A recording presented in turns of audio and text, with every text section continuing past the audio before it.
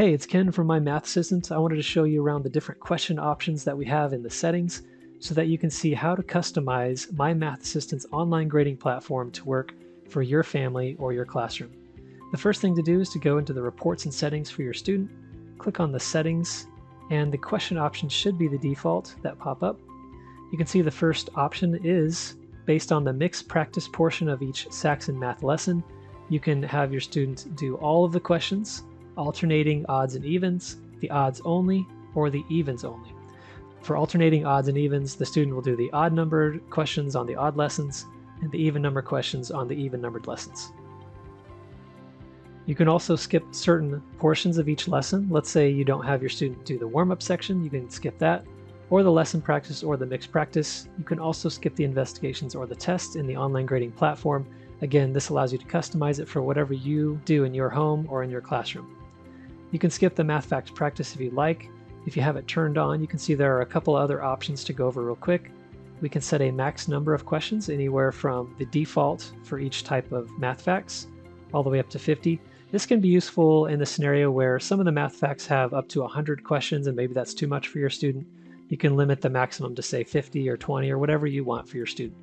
You can also optionally track the time that it takes for your student to finish a set of math facts. If you turn this on, they will have a little stopwatch that appears on their screen showing them how long it's taking them to do their math facts, and sometimes that can be helpful to see if they're getting faster or not with their math facts.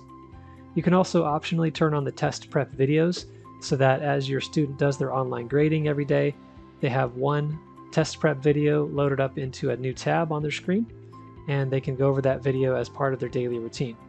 If you have this off, your student will still have access to the test prep videos from the main menu of their dashboard. I'm going to scroll down a little bit. There are 3 more options to talk about. The first is custom questions. If you assign your student a custom set of questions for each Saxon Math lesson, you can actually check this box right here.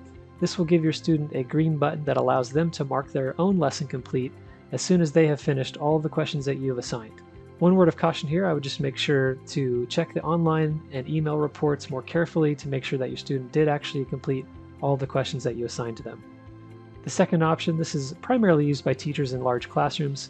This will automatically mark any questions that the system cannot grade as correct.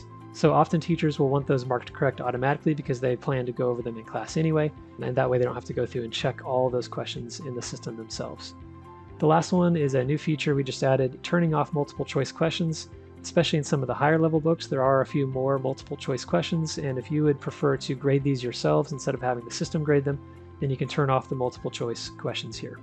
And that's it. After you make your changes, click Save Options in the bottom right corner, and the next lesson that your student does will have the new options turned on, whether that's changing the questions they see or skipping certain portions of each lesson.